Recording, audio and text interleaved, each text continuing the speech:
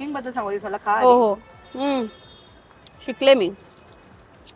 It's just की मी ना regularly बनवत नाही. असं स्ट्रिक्ट डाएट वगैरे ते अजून त्या झोन मध्ये गेली नाहीयेस ना तू, जरा क्रॅश करूया किंवा नाही अगं मला माहितीये मी नाही फॉलो करू शकणार ते, आणि ते माझं नाही जमणार. मला सांग लास्ट शेवटी जेव्हा केव्हा तू डाएटवर गेली अशी ते किती दिवसापर्यंत लास्ट होत? नाही ते झालं होतं, मी 4-1 महिने तेव्हा फॉलो केलं आणि मला रिझल्ट पण तेव्हा.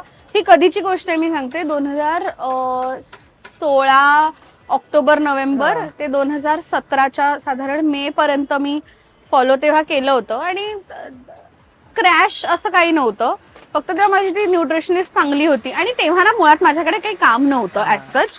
सो मी खूप चांगलं करता येत होतं मला. मी तेव्हा तर अगदी मी दिवाळीत पण फराळ आणि मोजून मापून खाल्ला होता.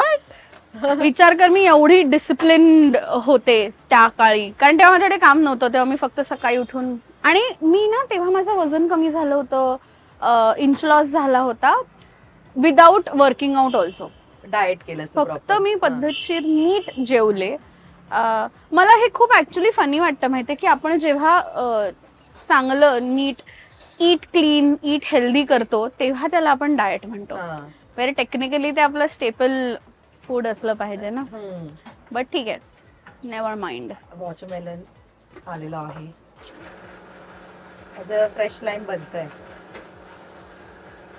तुझे म्हणालीस गंगा जमुना आणि मारामारी पण मारामारी में पाइनएप्पल भी रहता है. आणि गंगा जमुना संत्रा मोसंबी मध्ये काय असतं? सगळं मिक्सचर. Orange pineapple. अच्छा, जस्ट